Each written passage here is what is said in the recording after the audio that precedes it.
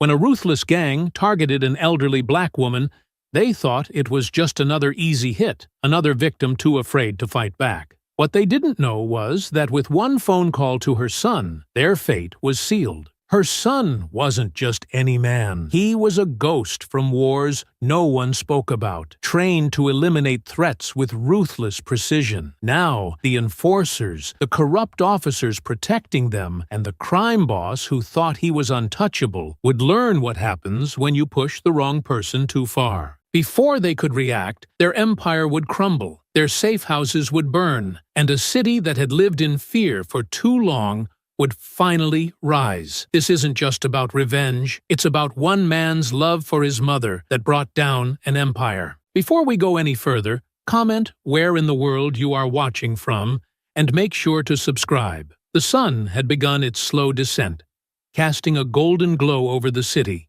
stretching long shadows across cracked sidewalks and aging storefronts. The streets, once vibrant with neighbors greeting each other and children playing on porches, now carried an uneasy quiet beneath the weight of change. Regina Hawthorne stepped out of Harry Langston's barber shop, her coat draped over her arm, purse secured at her side. The smell of talcum powder and aftershave clung to her like a familiar embrace, a comforting contrast to the shifting city around her. Inside, men had gathered in their usual spots, some discussing sports, others shaking their heads at the latest headlines. Regina had never been just another customer there. She had taught half the men in that shop, had scolded them when they were boys, encouraged them when they were struggling, and reminded them what it meant to stand tall in a world that too often tried to push them down. Harry Langston, the shop's owner, wiped his hands on a striped towel, leaning against the counter with the casual authority of a man who had seen it all. His hair was nearly gone, his beard streaked with gray, but his voice still carried the same weight it had since they were kids. "You sure you don't want me to walk you home, Miss Hawthorne?" Harry asked, concern laced beneath his usual gruffness. Regina scoffed, shaking her head as she adjusted the strap of her purse. "Boy, I was walking these streets before you knew how to hold a straight razor. What makes you think I need an escort now?" The younger men in the shop chuckled, but Harry wasn't so easily dissuaded. "It ain't like it used to be, Regina. You know that." Regina gave him a look, sharp and unwavering. "Of course I do. But I won't start acting afraid just because the world expects me to. That's how you lose, Harry. You start cowering, and then they think they own you." Harry sighed, shaking his head.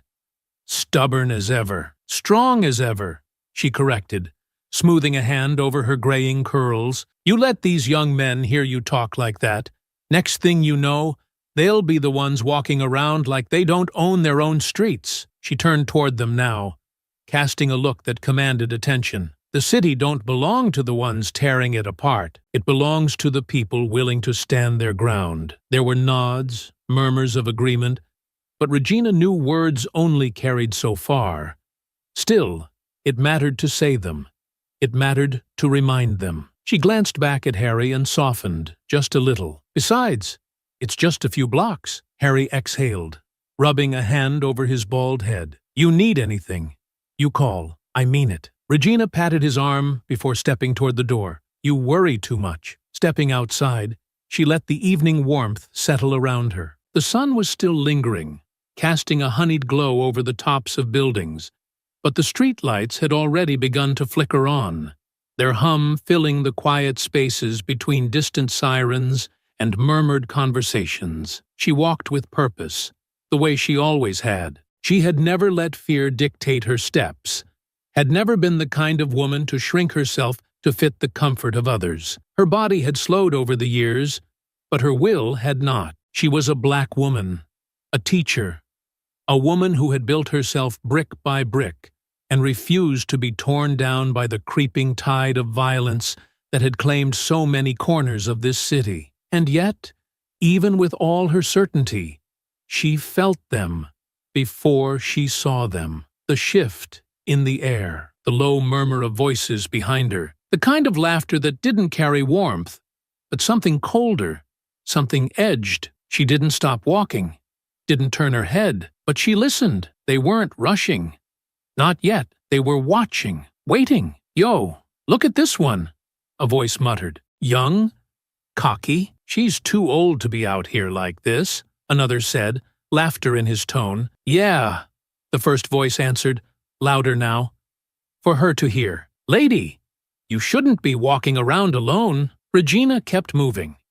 She had been in classrooms with boys like these before, boys with too much to prove, boys who hadn't yet learned that strength wasn't in how loud you spoke, but in how well you carried yourself. She had faced worse than this. "I'm not looking for trouble," she said without breaking stride, her voice even. One of them laughed. "Yeah? Trouble's looking for you." She still didn't turn, but she felt them getting closer. She tightened her grip on her purse, her jaw locking as she weighed her options. She had no intention of running, no intention of showing them fear. Her house wasn't far. If she just kept walking, if she just ignored them, maybe they would let it be nothing more than empty intimidation. But deep down, she knew better. Regina Hawthorne kept her pace steady, refusing to let the tension crawling up her spine show in her stride. She had walked these streets too many times to start acting afraid now. But she wasn't foolish either.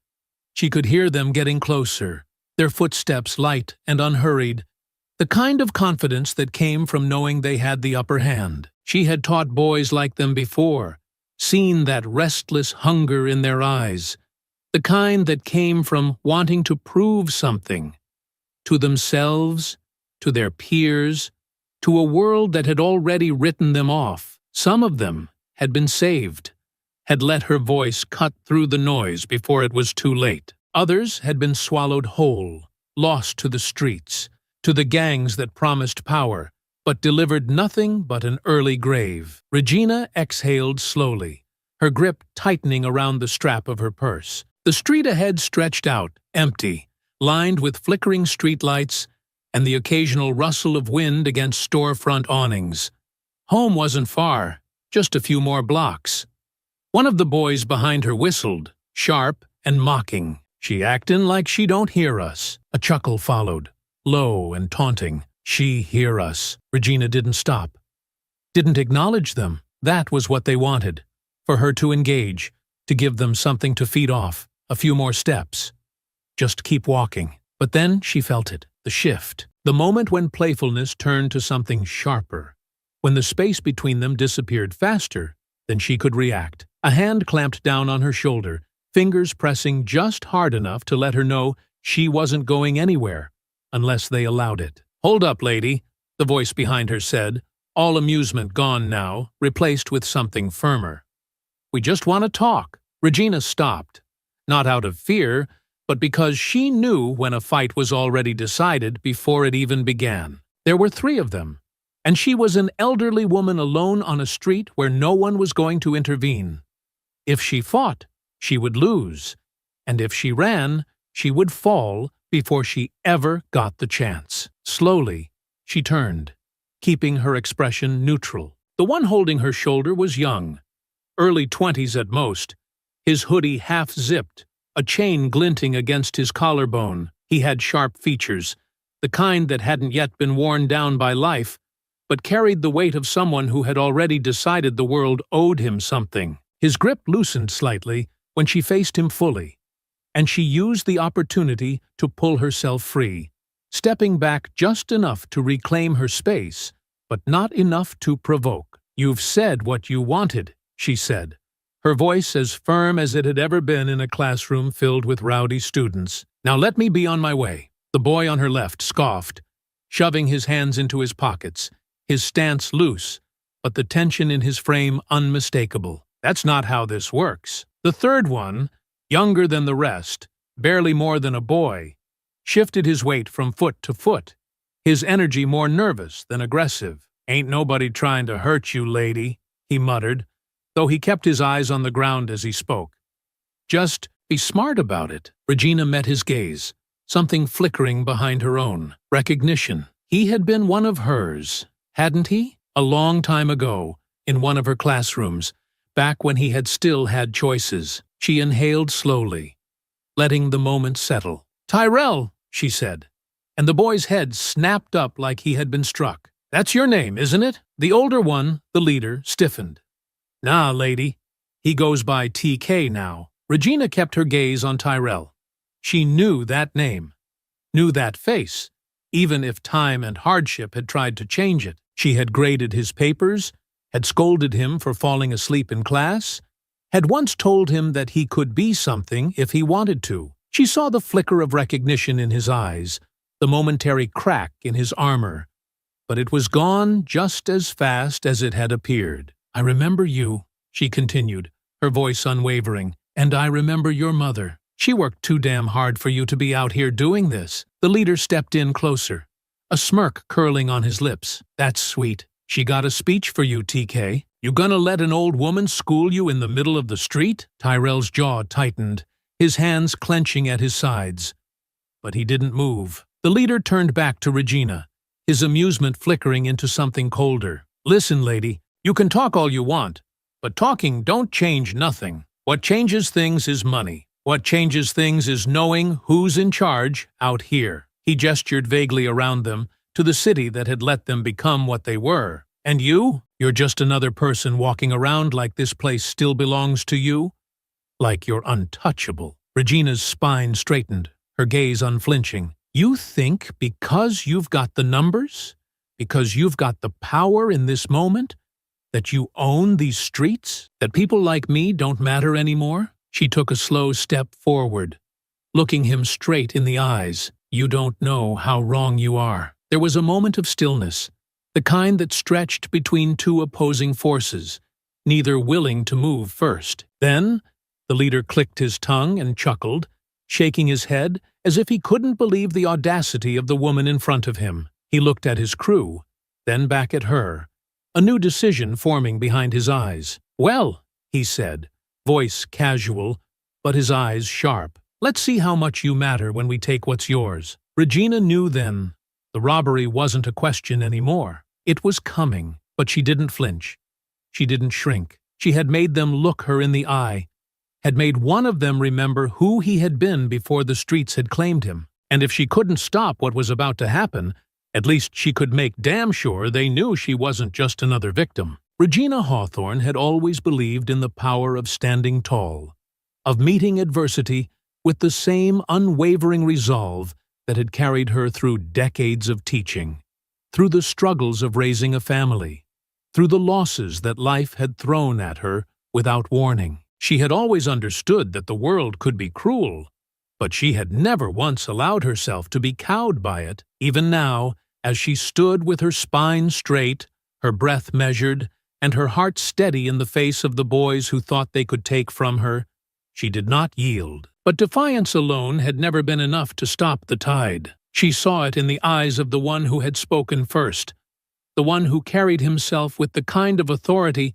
that only came from knowing he had never been challenged in a way that truly mattered. He was already bored of the exchange, already dismissing her words as nothing more than the empty noise of someone who didn't understand the world he lived in. He had come to a decision, and there was nothing left to do but follow through. She barely had time to react before his hand shot out again, this time gripping her purse with more force than before. She twisted away, clutching it tightly against her body, refusing to let it go without a fight. She wasn't naive enough to believe she could overpower him, but she also wasn't the kind of woman who let anything go without resistance. Don't be stupid, lady, he muttered, his voice losing the last traces of amusement as he yanked harder, using his full strength. Regina braced herself, planting her feet, tightening her grip, but it was no use. The leather strap cut into her hand, burning against her skin as she struggled, her nails digging into it.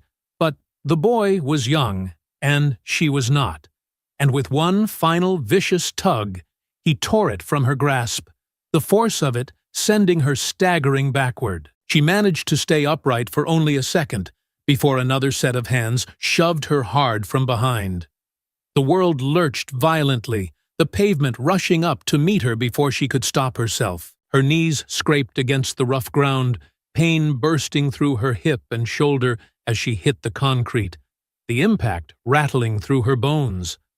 Laughter echoed around her, cold and cruel, a sound that made her stomach turn, more than the pain did. She really thought she could fight back, one of them muttered, shaking his head. Regina pressed her palms against the ground, fingers stinging from the scrape, her breath coming sharp and unsteady. But she did not cry out. She did not beg. She tried to push herself up, but a sharp kick to her ribs sent her sprawling again, pain exploding in her side as the breath was forced from her lungs. Another kick landed, this time against her shoulder, jolting through her entire frame like a live wire, leaving a deep, aching throb in its wake. She could hear them still laughing, their words barely registering past the ringing in her ears, past the pulsing pain radiating through every nerve in her body. Then there was a pause, a shift in the air, followed by a low whistle of appreciation.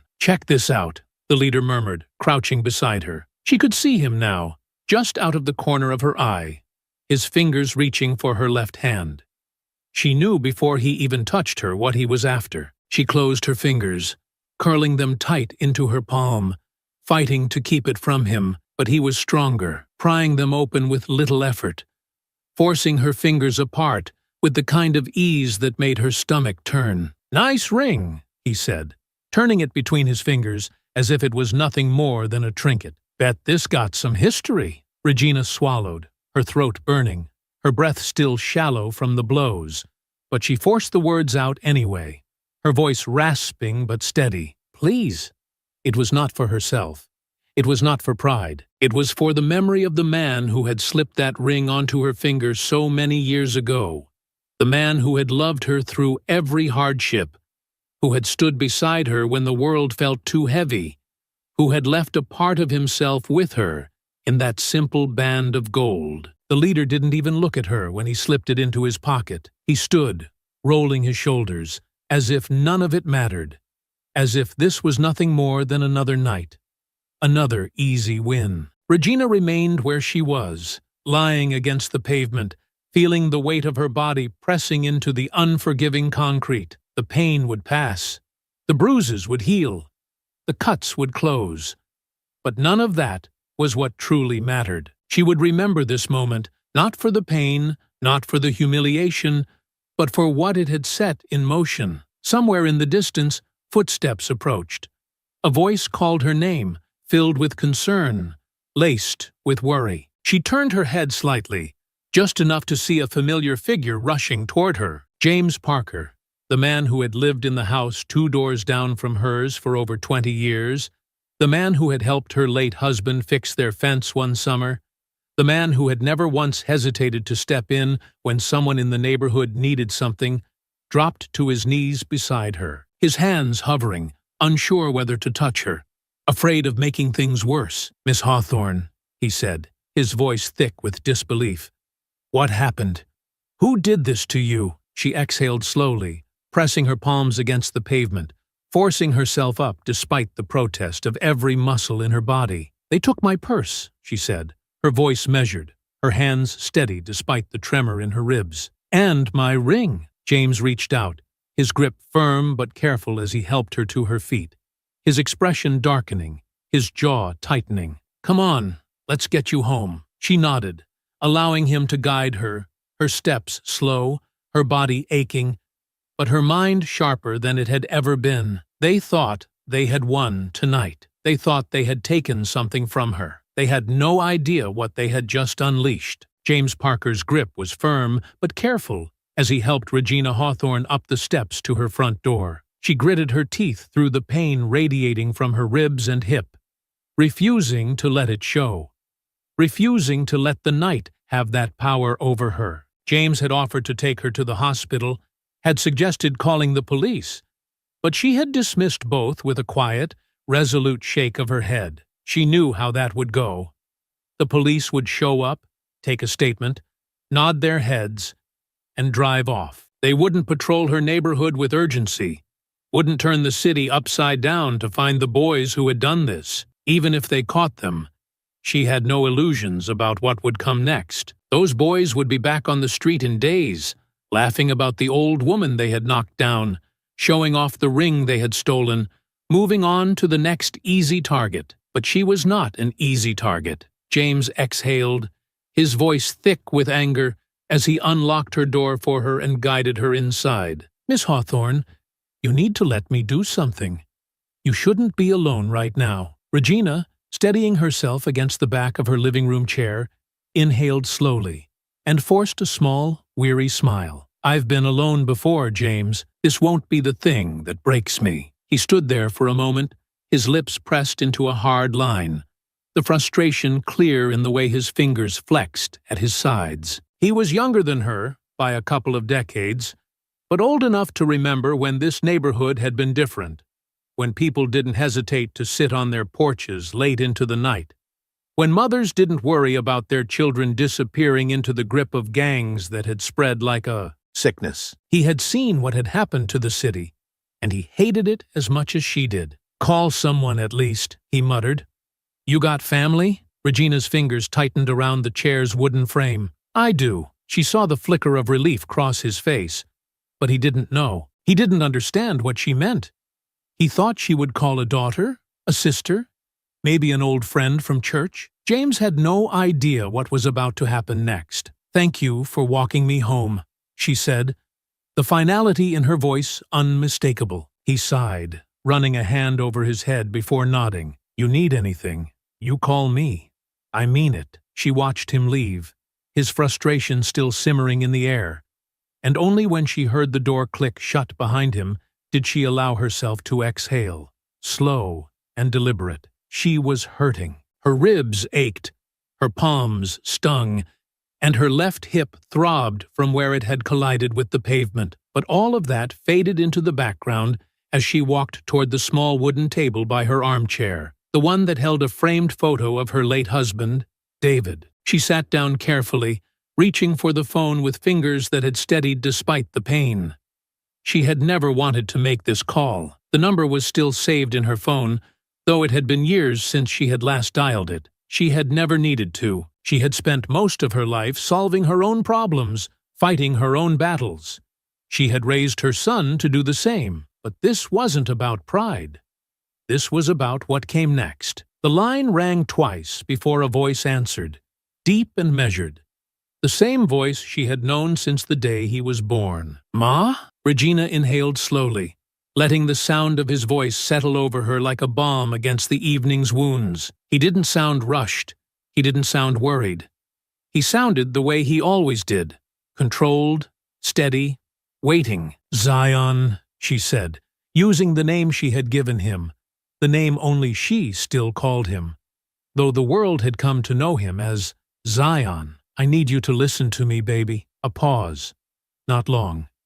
Just enough for him to recognize something in her tone, something she hadn't let him hear before. "I'm listening." She closed her eyes, not to block out the pain, but to keep her voice even as she spoke. "I was coming home from Harry's shop. 3 of them followed me, boys too young to be doing what they're doing. They shoved me to the ground, kicked me, took my purse," she didn't say, "and my ring just yet." Not because she wanted to spare him, but because she knew the weight those words would carry. There was silence on the other end. She could hear his breathing, slow and steady, the same way it had been when he was a boy, when he had learned to count each breath before a fight, before a test, before stepping onto a football field. He had always been that way, measured, in control. But she knew what was happening on the other side of that phone. She knew what was coiling inside him, pressing against the surface, waiting for an outlet. "Did they hurt you?" She exhaled through her nose. "I'll heal." "That's not what I asked." She didn't answer right away. Because yes, they had hurt her. But she knew that the way she answered would determine what happened next.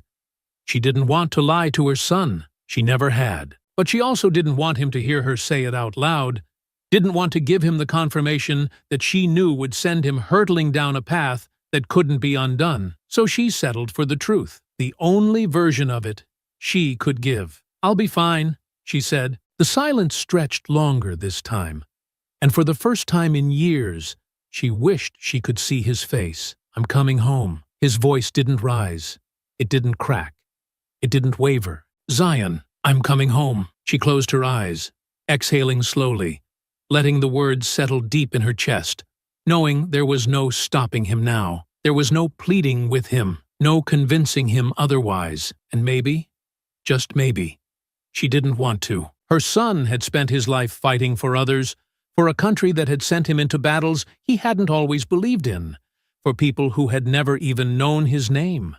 And yet, the one thing he had never been able to fight for was this city, this family, this home. Now, that fight had come for him. "Stay home, Ma," he said, his voice still calm, still controlled. "I'll be there soon." The line went dead. Regina placed the phone back onto the table, her fingers resting against the cool surface for a moment before she looked back at the photo of David. She sighed, shaking her head. Lord help them. She knew what was coming, and she knew those boys had no idea what they had just done. The plane touched down just after noon, the heat rising from the tarmac in waves as the engines hummed into stillness. Zion Hawthorne remained seated, his fingers interlaced, his posture relaxed, but beneath that stillness was something coiled, something that had been waiting for release from the moment he answered his mother's call. The airport was busy,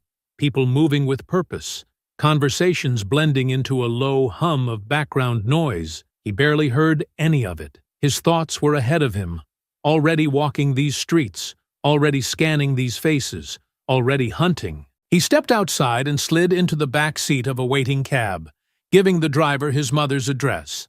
The man, older, with the weary eyes of someone who had seen the city change in ways he didn't like, hesitated before pulling away from the curb. "You visiting family?" the driver asked, his voice polite but carrying an edge of something else, something cautious. Zion didn't immediately answer. He watched the city slide past the window, his gaze sharp, dissecting every street corner, every group of young men huddled in conversation, every block that seemed quieter than it should have been. This was not the home he remembered. "Something like that," he finally said, his voice even. The driver nodded, drumming his fingers against the steering wheel as they idled at a red light. Across the intersection, a group of young men stood outside a convenience store, their movements slow but deliberate, their eyes darting toward the cab before turning away. They weren't loitering for the sake of it.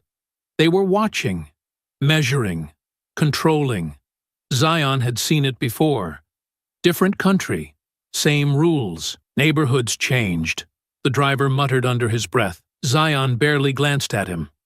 "Yeah, so I've heard." The rest of the ride was silent, but the city spoke to him in ways words never could. The storefronts were tagged over with symbols that had meaning to the right people. The sidewalks lined with men who weren't standing there just to pass time. The fear was subtle, but it was there, woven into the way people moved, the way their eyes flickered away too quickly, the way conversations cut short when unfamiliar faces passed by. When they finally pulled up in front of his mother's house, the driver lingered for a second before speaking again. "You be careful out here. This ain't the same city you left." Zion met his gaze in the mirror, holding it for a beat before nodding. "Appreciate the ride." He stepped out, adjusting the strap of his duffel over his shoulder. The second his feet hit the pavement, he felt it, the weight of eyes on him. Oh. The old woman sitting on the porch across the street, clutching a newspaper, her lips pressed into a firm line as she watched him with recognition. The man walking his dog, his pace just a little too quick, his gaze flickering toward the house before shifting away. And then there were the others, a small cluster of men further down, their postures relaxed, but their conversation fading to a hush as they took him in. They weren't boys he recognized, but he knew their type. Zion didn't linger. He climbed the steps to his mother's porch, pushed the front door open, and stepped inside. The house smelled the same. Spices, worn wood, the faint lingering scent of his mother's perfume. It was a house that had never changed, that had remained untouched by time, even as the world outside it shifted into something unrecognizable. Regina Hawthorne was in her chair, a cup of tea resting beside her, her posture composed, but her eyes carrying something heavier than before. She looked up when he entered, and for a moment, neither of them spoke. Then, She set her cup down and rose to her feet. Zion. She was the only person in the world who still called him that. He crossed the room, careful but purposeful, and wrapped his arms around her. He could feel the slight stiffness in her frame, the hesitation in the way she leaned into him, not from uncertainty, but from pain. His jaw tightened as he pulled back, his eyes scanning her face, taking in the faint bruises, the way she moved with just a little too much caution. "Tell me," he said, his voice steady but edged with something simmering just beneath. She sighed, shaking her head, as if she had already made peace with the fact that he would not let this go. "You already know, baby. I want to hear it from you." She exhaled slowly, moving toward the kitchen, motioning for him to sit. "Eat first, then we talk." He dropped his duffel onto the floor, taking the chair across from her as she placed a plate in front of him. The food was warm, familiar, but he barely tasted it. He ate because she expected him to, because it was the one thing she could offer him right now. When the silence stretched long enough, she set her tea down again and looked at him the way only a mother could, her gaze unwavering. "They followed me, 3 of them, young. I knew what they wanted before they took it." Zion's fingers curled slightly against the edge of the table, but he didn't speak. "They shoved me, kicked me when I was down." Her voice remained steady, but her hands, resting against the table, betrayed a slight tremor. "Took my purse." Zion's breathing had not changed, but his entire body had gone still in the way that only came before action. She hesitated for just a moment, before she added, "And my ring." His hands flexed once, just a small movement, but it was enough for her to know what was coming next. "Zion," she warned, but his expression remained unreadable. His voice, when he finally spoke, was quiet, too quiet. "Do you know who they were?" She shook her head. "Does it matter?" His jaw clenched. "It matters." She studied him, sighing as she leaned back in her chair. "I need you to be careful." He met her gaze, unwavering. "I'll be careful." She didn't believe him. She never had when he said those words. She exhaled through her nose, her eyes scanning his face before she gave a slow, resigned nod. "What are you going to do?" Zion reached for his napkin, wiping his fingers, his movements precise, measured. When he finally looked back up, there was no hesitation in his expression. "I'm going to find them," he said, "and I'm going to make sure they understand exactly who they touched." Regina's fingers curled against her cup. She had always known this day might come, had always known that if the world ever forced her son's hand, he would not hesitate. She sighed, shaking her head as she murmured, "Lord, help them," because she knew what was coming next, and she knew those boys had no idea what they had just set in motion. Regina had always been a woman of resolve, a force of nature when she made up her mind about something. Zion Hawthorne had seen that strength in her all his life, in the way she had fought for her students, in the way she had held their family together through loss, in the way she had never once backed down from what was right. But tonight, as she sat across from him at the kitchen table, her fingers lightly tracing the rim of her teacup, there was a different kind of determination in her gaze, one that he wasn't sure how to handle. He had expected fear, at least a trace of it. He had expected hesitation, maybe even a plea for him to let it go.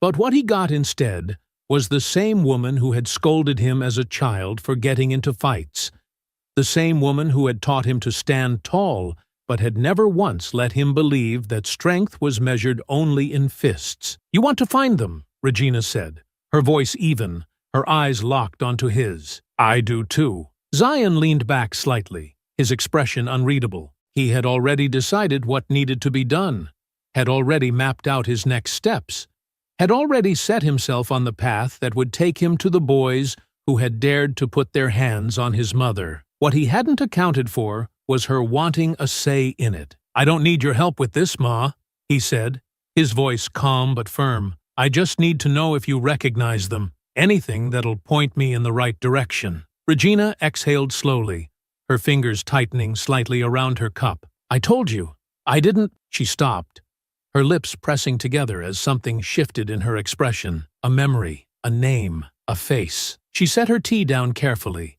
her fingers steady despite the bruises along her knuckles. "I do know them," she admitted, her voice quieter now. "And I know one thing." Zion waited, his patience unshaken. "They'll come again," she continued. "Same neighborhood. Same mindset. They got away with it once. They'll think they can do it again. And if there's one thing I've learned about men who take what isn't theirs, it's that they never stop at one." Zion's jaw tightened slightly, his fingers flexing against the edge of the table. He knew she was right. He had seen it time and again in places far worse than this city, had spent years tracking men who thrived off weakness, who fed off fear, who kept coming until someone made them stop. But that didn't mean he liked where she was going with this. "They're not ghosts, Ma. I don't need to lure them out. I'll find them." Regina held his gaze, unwavering. "And what if you don't? What if they find someone else first? Someone who doesn't have you to come running?" He didn't answer right away. She leaned forward slightly, her voice lowering but not losing an ounce of its weight. "I may be old, but I'm not scared. Not when I have you." His chest tightened at that. She had never been one for dramatics, had never used words to manipulate, never wielded guilt like a weapon. But there was something about the quiet truth in her statement that struck deeper than any plea ever could. He sighed, running a hand over his beard before shaking his head. "What exactly are you proposing?" Regina leaned back, folding her arms in a way that told him she had already worked this out long before he had even set foot in this house. "I borrow a necklace, a valuable one. I take the same route I did that night, and I wait." Zion's hand curled into a loose fist against the table. "And when they come?" A slow, knowing smile tugged at her lips. "That's when you do what you do best." He exhaled sharply. Not quite a laugh, not quite frustration. Somewhere in between. He had walked into war zones with less hesitation than he was feeling now. It wasn't that he didn't believe in his mother's strength. He did, with every part of him. But he also knew the kind of men that had taken over this city. "They won't come alone," he said finally. "They'll be watching, waiting, maybe even testing you to see if you're worth the risk. If they see anything out of place, anything that doesn't sit right, they'll scatter, and we'll be back to square one." Regina nodded, already ahead of him. "Then we make sure nothing seems out of place." He sighed, rubbing his temples, knowing there was no winning this argument. "And where exactly are you getting this necklace?" "A friend of mine, Evelyn, has a daughter who married well," Regina said, a glint of amusement flickering through her eyes. "A few years back, she bought herself something expensive and flashy for a gala, and she's hardly worn it since. When I told Evelyn what happened, she was more than happy to loan it to me." Zion raised an eyebrow. "She knows what you're using it for?" Regina took another sip of her tea. "She knows I'm making sure no other woman in this neighborhood has to go through what I did." He exhaled slowly, leaning back in his chair, rolling the idea over in his mind. Every instinct in him told him this was a bad idea, that he should be the one walking those streets, that he should be the bait, that putting her in harm's way was something he could never allow. But he also knew his mother. She had made up her mind, and no amount of reasoning was going to change it. Finally, he nodded once, accepting what he couldn't control. "Fine. But I'll be watching. The second something doesn't feel right, we shut it down." She gave him a look, one that said she had already assumed that much. "Of course, baby." He shook his head, running a hand over his beard again, a habit she recognized as his way of steadying himself when things weren't sitting right. "Tomorrow night, then. Just after sunset. We'll do it exactly the way it happened before. No variations, no changes." Regina smiled, slow and knowing. "Then I suppose I should get some rest. I have a big day tomorrow." Zion stood, collecting their plates, shaking his head as he muttered, "Unbelievable." Regina chuckled softly, rising from her chair. "That's what you get for having a mother who raised you to be fearless." He paused, looking at her, something unspoken passing between them. Then, finally, he let out a slow breath. "Yeah," he murmured, "I guess I do." The city breathed differently at night. The air, still thick with the warmth of the day, carried an edge of something sharper, an undercurrent of unspoken rules, of quiet threats lurking beneath the surface. Regina Hawthorne walked at her usual pace, her posture unchanged, her expression steady. Her presence a deliberate challenge to the night itself. She could feel them before she heard them, the weight of their attention pressed against her back, a quiet calculation taking place just beyond the edges of her vision. They weren't rushing. They weren't careless.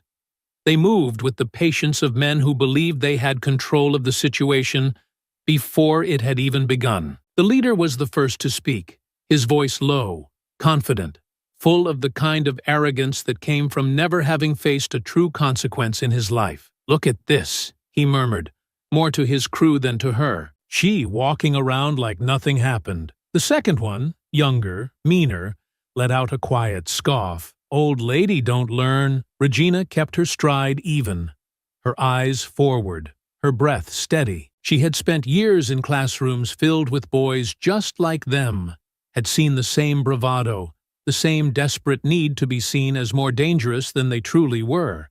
But there had always been a difference between play acting and what came after the moment they crossed the wrong line. She could hear their steps falling in sync with hers now, feel the way they were closing the space between them inch by inch. They wanted her to feel it, to recognize that she was cornered, that there was nowhere left to go. The leader moved first, veering into her path, his head tilting slightly as if examining her. "That's a real nice necklace," he said, letting his gaze flicker down to the gold resting against her collarbone. "Looks expensive." Regina met his eyes without hesitation, her voice measured, unreadable. "It is." His smirk widened, his fingers flexing at his sides. "That's so. Might be safer if you let me hold on to it.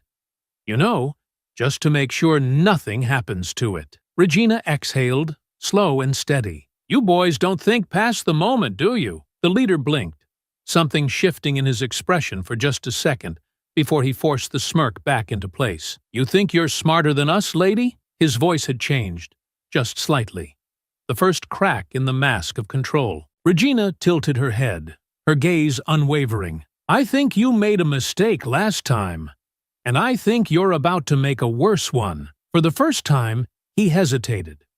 Not much, not enough for his crew to notice, but Regina noticed, because deep down he could feel it too. The change in the air, the invisible shift in balance. Something was wrong, and he didn't know what yet. But arrogance was a powerful thing, and he had no intention of backing down. "Hold her," he muttered to one of his men. "I'm taking that chain." The second one moved fast, his hand darting toward Regina's arm. But that was the moment everything unraveled. Because before his fingers could even graze the fabric of her sleeve, the shadows behind them came to life. Zion struck like a ghost emerging from the dark, his presence sudden and absolute, the air shifting with the sheer force of controlled violence. His first strike was a calculated dismantling, his grip locking onto the wrist of the man reaching for Regina and twisting it so violently that the sharp, sickening crack of bone echoed against the alley walls. A strangled cry burst from the gang member's throat as his knees buckled beneath him, his other hand instinctively reaching for the damaged limb. Zion didn't give him the chance to recover. He pivoted smoothly, driving an elbow into the man's ribs with the kind of precision that shattered air from lungs and left no room for resistance. The gang member collapsed, coughing, gasping, his hand cradling his ruined wrist. Everything shifted in an instant. The second one lunged, moving on instinct rather than thought, his arms swinging in a wide arc. Zion didn't flinch.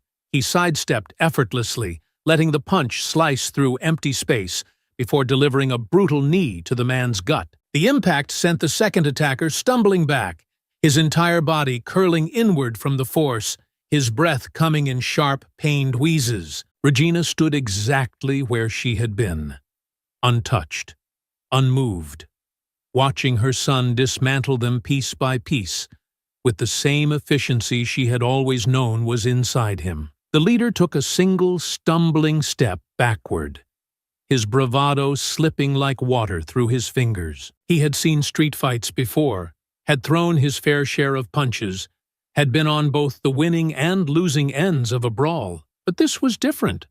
Zion didn't fight like someone from these streets. He fought like someone who had seen the inside of war, like someone who had walked through places where men died without a sound, where violence wasn't about dominance, but survival.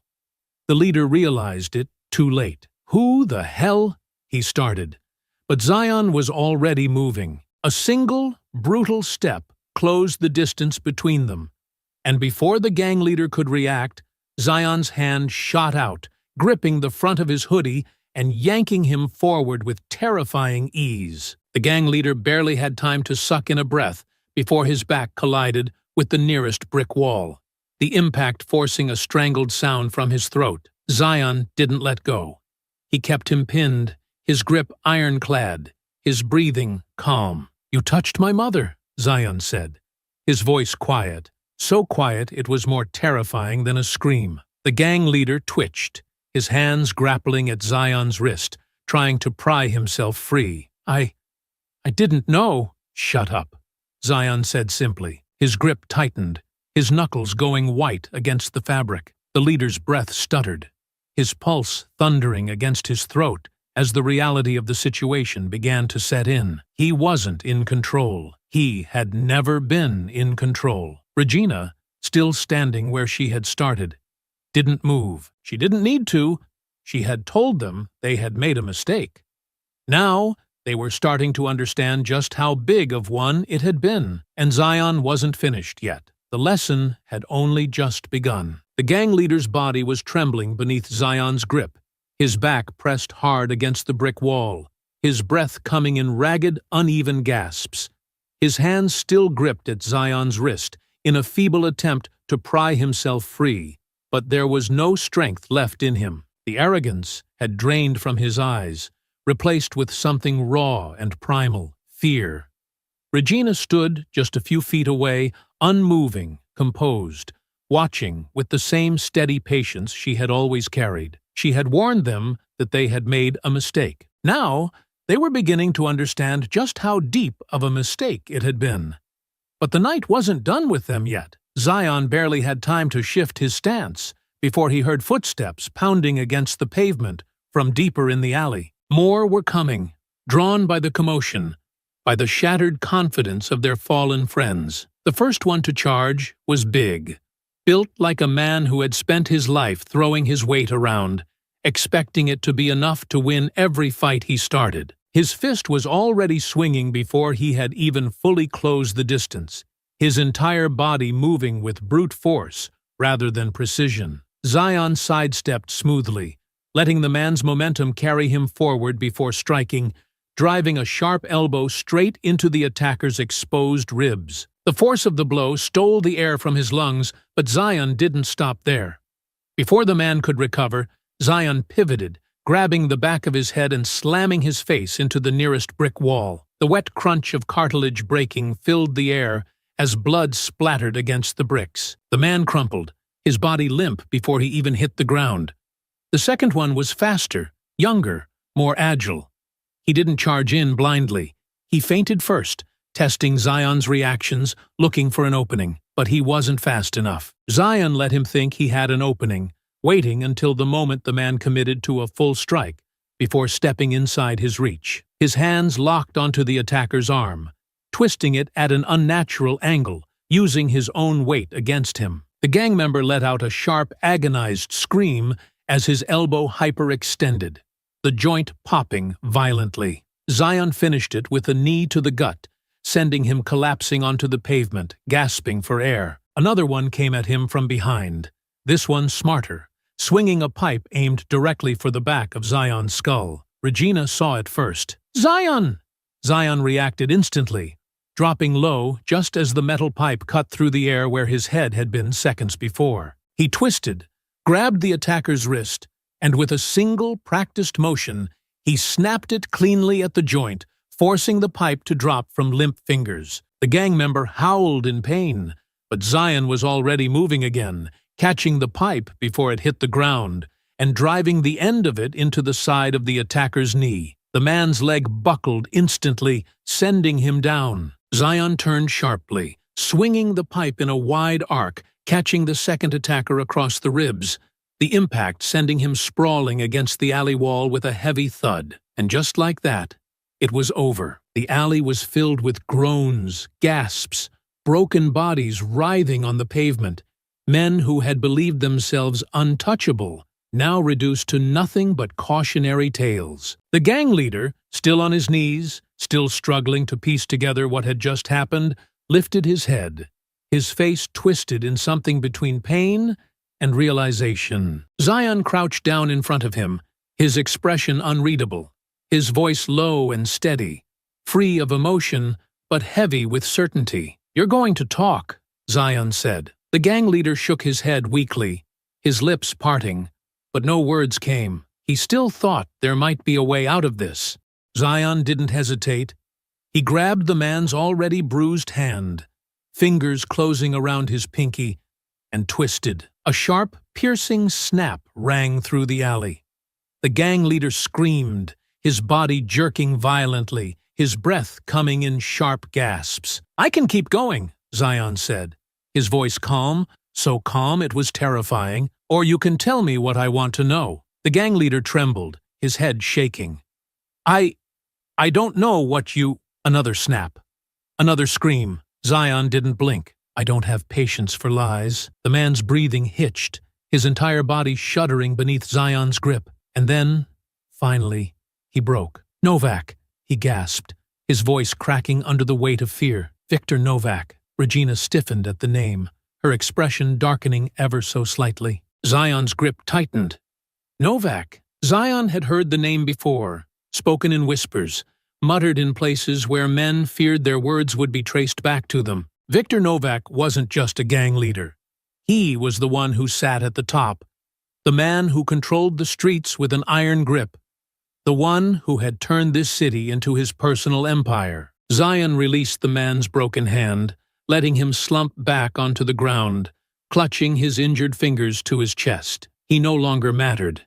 He was just another pawn Novak had left in his wake, another casualty of a game he had thought he was playing alone. Regina stepped closer, her voice steady. "You sure?" Zion exhaled slowly, rolling his shoulders back. "Yeah." He turned his gaze back to the gang leader. "Where do I find him?" The gang leader shook his head frantically. I don't know, man, I swear.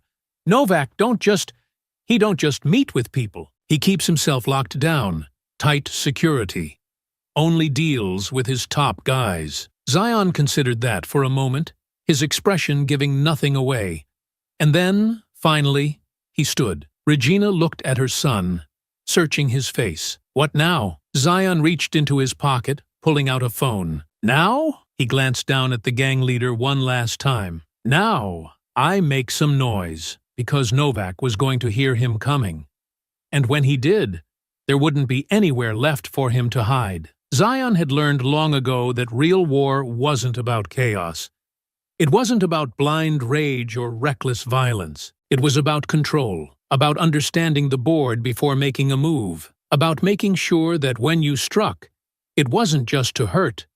It was to dismantle, to strip your enemy down piece by piece until they had nowhere left to stand. Victor Novak ruled this city's underworld like a king with a throne built from fear and blood. But even kings needed men to carry out their orders. Those men, the lieutenants, the enforcers, the ones who kept the streets in line for him, they were the ones Zion would take first. Not with noise, not with reckless aggression, but methodically, strategically, surgically. Novak wouldn't see him coming. Miguel Rivas was not a fighter.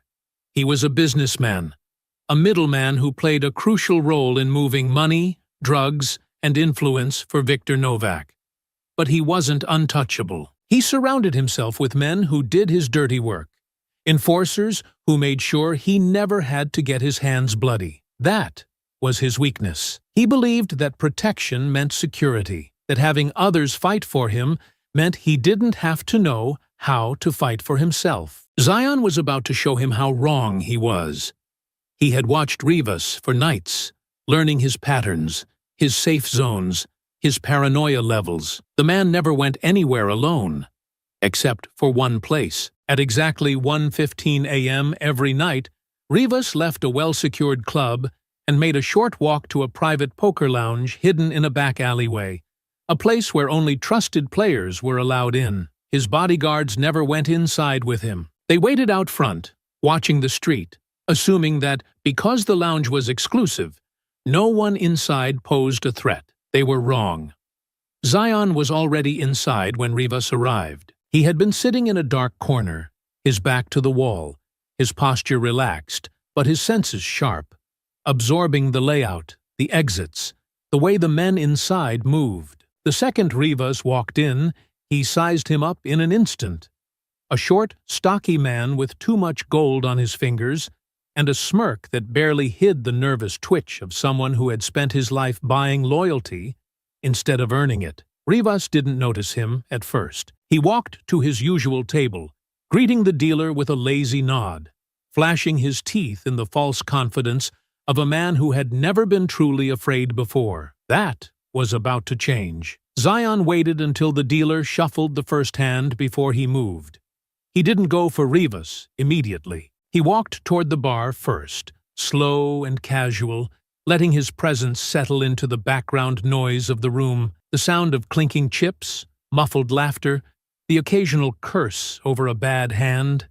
It all blended together into a scene Rivas had walked into 100 times before. He didn't know this was the last time. Zion reached the bar, resting a hand lightly on the edge, leaning in just enough to get the bartender's attention. "Whiskey?"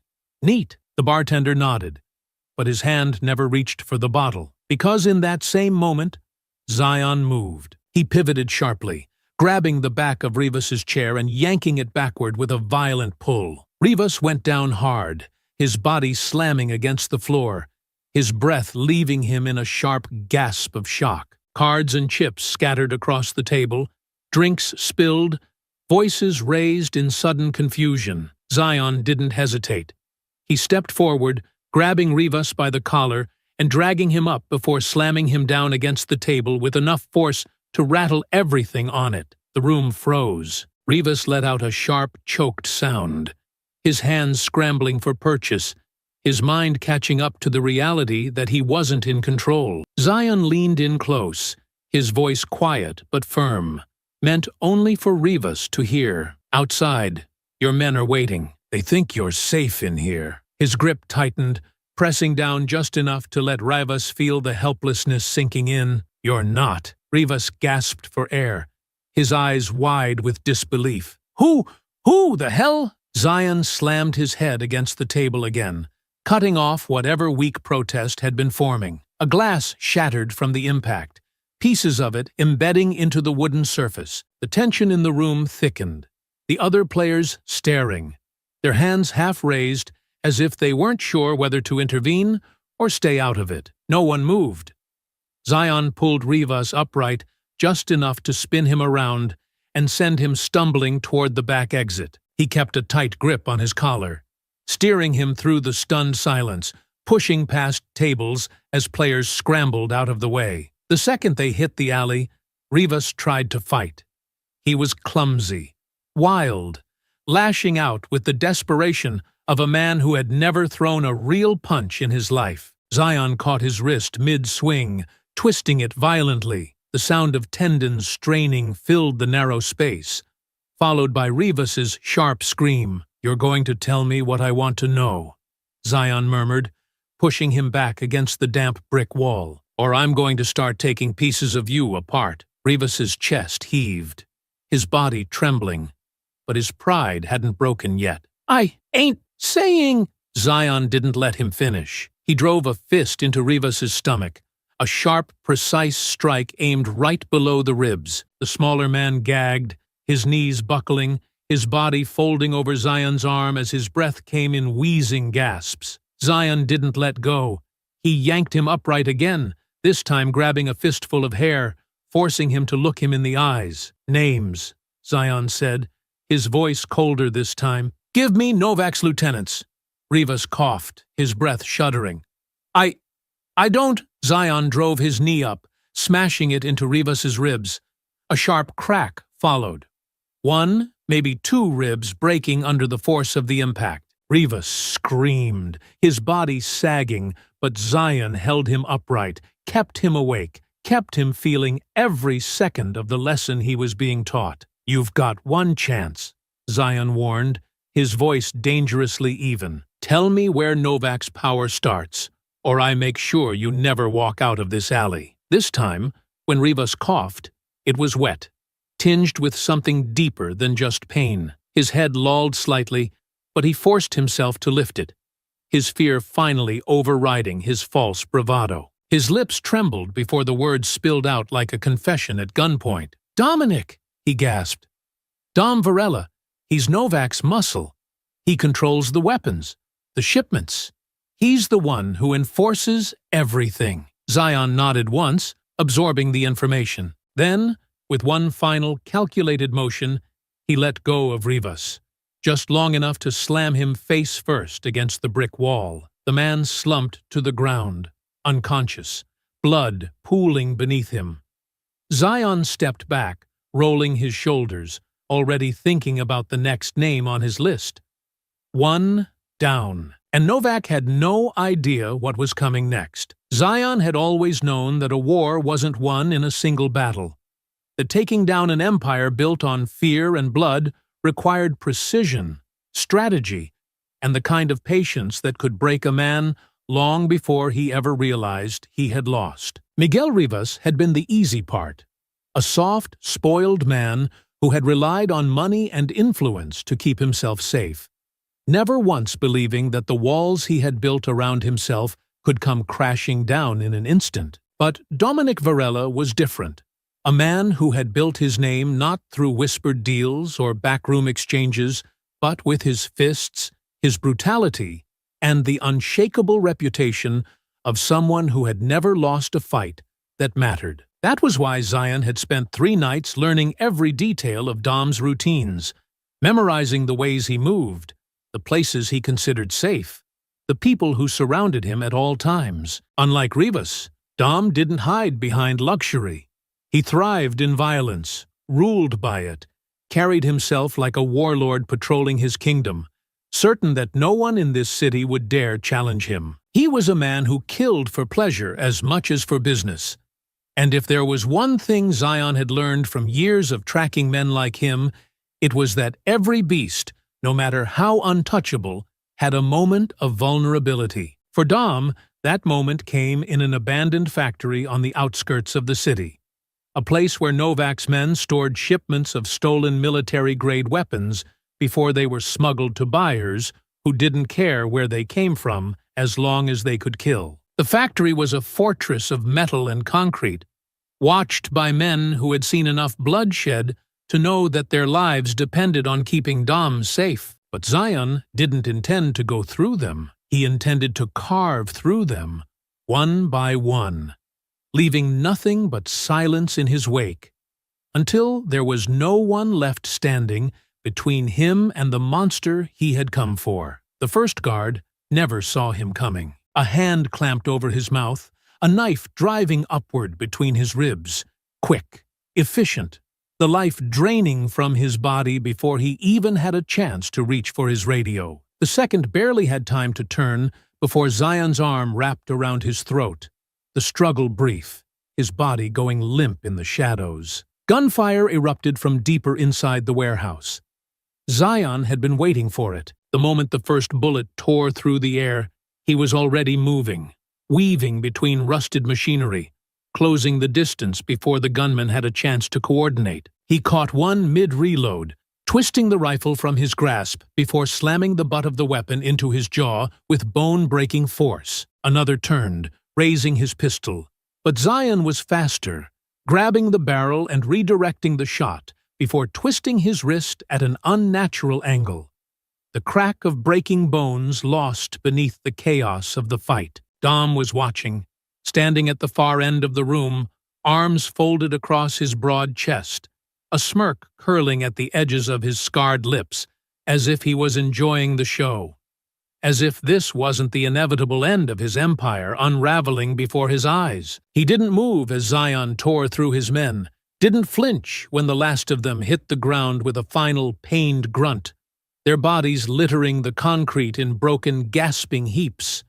Then, finally, he stepped forward. "You got guts," Dom said, rolling his shoulders, the thick muscle in his arms flexing as he cracked his knuckles, the low, hungry grin of a man who had never known fear spreading across his face. "I'll give you that." Zion exhaled slowly, blood dripping from a cut above his eyebrow, the warmth of it trickling down his cheek, the pain in his ribs, a dull throb from where a lucky shot had grazed him earlier. It didn't matter.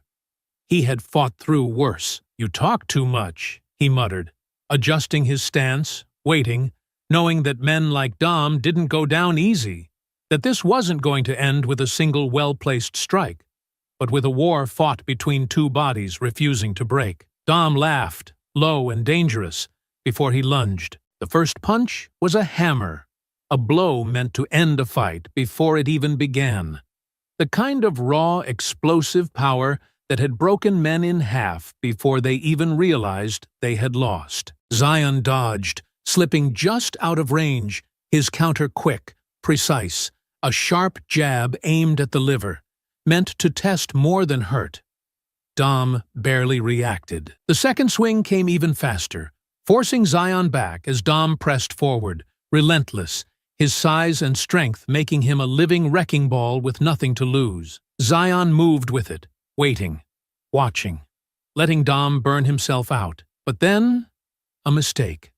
A half-second too slow. The fist caught him in the ribs, sending a shockwave of pain ripping through his body, forcing him to stumble, air knocked from his lungs. Dom saw the opening, capitalized instantly, grabbing Zion by the collar and hurling him against a metal crate, the impact exploding through his spine, leaving his vision flickering at the edges. For the first time in a long time, Zion felt the weight of a real fight. Dom grinned, licking blood from his split lip as he advanced again, swinging with the confidence of a man who believed he had already won. Zion waited.